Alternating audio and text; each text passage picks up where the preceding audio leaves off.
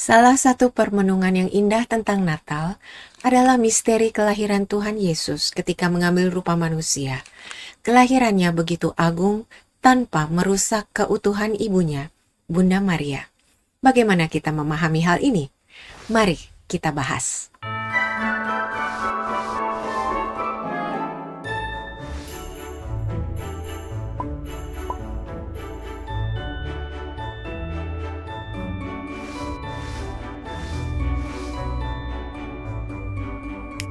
Hai, salam Katolisitas. Saya Ingrid T. Mungkin tidak begitu sulit bagi kita untuk menerima bahwa konsepsi Tuhan Yesus ketika mengambil rupa manusia tidak melibatkan campur tangan laki-laki. Artinya, Bunda Maria tetap perawan ketika mengandung Kristus. Tetapi kemudian mungkin orang bertanya-tanya, bagaimana mungkin Bunda Maria tetap perawan pada saat melahirkan Kristus?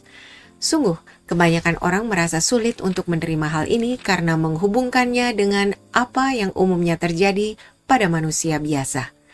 Kalau kita berpikir seperti ini, sebenarnya kita menganggap Tuhan Yesus dan Bunda Maria berdosa karena proses kelahiran yang menimbulkan rasa sakit itu terjadi sebagai akibat dari dosa asal.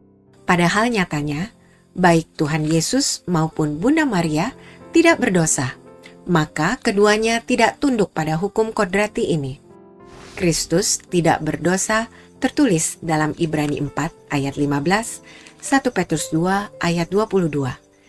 Dan karena Allah menghendaki bahwa Kristus harus tanpa noda dan terpisah dari orang-orang berdosa, Ibrani 7 ayat 26, maka ibu yang mengandung dan melahirkannya juga mesti tanpa noda dosa. Dan karena itu, tidak mengalami sakit melahirkan yang merupakan konsekuensi dosa. Lagi pula, Bunda Maria yang melahirkan Kristus tanpa sakit juga merupakan penggenapan sempurna nubuat Nabi Yesaya. Sebelum menggeliat sakit, ia sudah bersalin. Sebelum mengalami sakit beranak, ia sudah melahirkan anak laki-laki. Yesaya 66 ayat 7. Memang, ayat ini kalau dihubungkan dengan ayat ke-12 dapat diartikan sebagai kiasan pertobatan bangsa-bangsa yang seolah-olah dilahirkan secara tiba-tiba oleh jemaat Allah yang disebut juga Sion atau Yerusalem.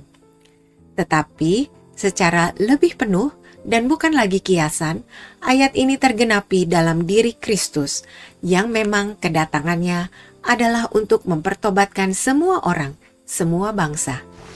Kristus dilahirkan ke dunia oleh seorang perempuan, yaitu seorang putri Sion yang tidak mengalami sakit bersalin. Katekismus Gereja Katolik mengajarkan, pendalaman iman akan keperawanan Bunda Maria membuat gereja mengakui keperawanan Bunda Maria yang sejati dan kekal, bahkan dalam tindakan melahirkan Putra Allah yang menjadi manusia. Bahkan kelahiran Kristus tidak mengurangi keperawanan bundanya, tetapi menguduskannya. Ini disebut di Katekismus Gereja Katolik 499. Santo Thomas Aquinas telah lebih dahulu menjelaskan tentang cara kelahiran Kristus. Mengutip Santo Agustinus, ia berkata tentang Bunda Maria, ketika mengandung, engkau murni. Ketika melahirkan, engkau tidak merasakan sakit. Rasa sakit saat melahirkan disebabkan oleh bayi yang membuka jalan keluar dari rahim. Kristus keluar dari rahim bundanya yang tertutup, dan karena itu tanpa membuka jalan keluar. Akibatnya, tidak ada rasa sakit saat melahirkan itu, karena tidak ada kerusakan. Sebaliknya, ada banyak sukacita di dalamnya karena Allah yang menjadi manusia dilahirkan ke dunia.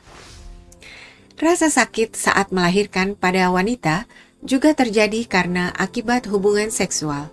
Karena itu di Kejadian 3 ayat 16 dikatakan, dengan susah payah engkau akan melahirkan anak. Ditambahkan, dan engkau akan berada di bawah kekuasaan suamimu. Akan tetapi, kita harus mengecualikan Santa Perawan Maria yang karena ia mengandung Kristus tanpa pencemaran dosa dan tanpa noda pergaulan seksual, maka ia melahirkannya tanpa rasa sakit, tanpa melanggar keperawanannya, tanpa merusak kemurnian keperawanannya. Lagi pula, dalam Lukas 2 ayat 7 dikatakan, Bunda Maria sendirilah yang membungkus dengan lampin anak yang telah dilahirkannya dan membaringkannya di palungan. Akibatnya, narasi dalam kitab apokrif itu tidak benar. Kitab apokrif yang dimaksud kemungkinan adalah Proto-Evangelium of James. Santo Hieronymus berkata, tidak ada bidan di sana. Ia, sang perawan Maria, adalah ibu sekaligus bidan. Ia membungkus anak itu dengan lampin dan membaringkannya di palungan. Selanjutnya, Santo Thomas Aquinas mengajarkan, tanpa ragu sedikit pun, kita harus menegaskan bahwa Bunda Kristus adalah perawan, bahkan pada saat kelahiran Kristus. Karena Nabi Yesaya tidak hanya berkata, lihatlah, seorang perawan akan mengandung, tetapi menambahkan, dan akan melahirkan seorang anak laki-laki. Jadi, hal ini memang pantas karena 3 alasan. Pertama, ini sesuai dengan sifat Kristus sebagai Sang Firman atau perkataan Allah. Karena perkataan tidak hanya dikandung dalam pikiran tanpa kerusakan, tetapi juga keluar dari pikiran tanpa kerusakan. Karena itu, untuk menunjukkan bahwa tubuh itu, maksudnya tubuh yang dilahirkan itu adalah tubuh firman Allah sendiri, sudah sepantasnya tubuh itu dilahirkan oleh perawan yang tidak rusak. Oleh karena itu, dalam khotbah konsili Efesus dikatakan, barang siapa melahirkan daging belaka, tidak lagi menjadi perawan. Tetapi karena ia melahirkan firman yang menjadi daging, Allah menjaga keperawanannya untuk menyatakan firman-Nya. Karena melalui sang firman itu, Allah menyatakan dirinya sendiri. Karena sama seperti perkataan kita ketika dilahirkan atau dikeluarkan tidak merusak pikiran, maka Tuhan, sang perkataan firman yang hakiki, yang berkenan dilahirkan, tidak menghancurkan keperawanan. Kedua, ini sesuai dengan dampak dari inkarnasi Kristus. Karena Kristus datang untuk tujuan menghapuskan kerusakan kita, maka tidaklah tepat kalau dalam kelahirannya ia merusak keperawanan ibunya.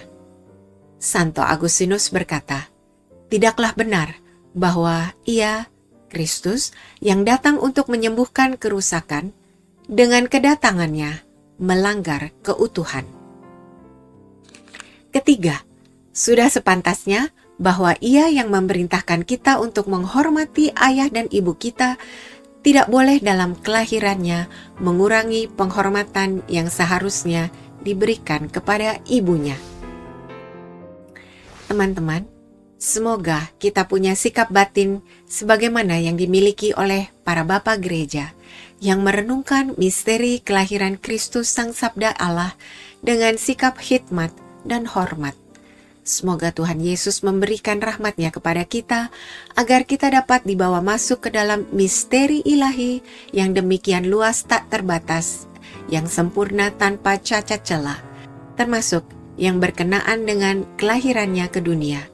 Sebab Yesus Kristus penyelamat kita adalah Allah yang sempurna dan kudus, dan kesempurnaan ini sampai kepada perwujudannya dalam proses perkandungannya, kelahirannya, dan seterusnya sampai akhir hidupnya di dunia.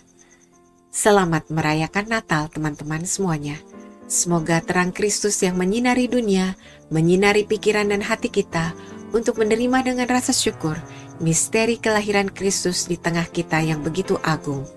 Terpujilah Kristus. Sampai jumpa di video berikutnya.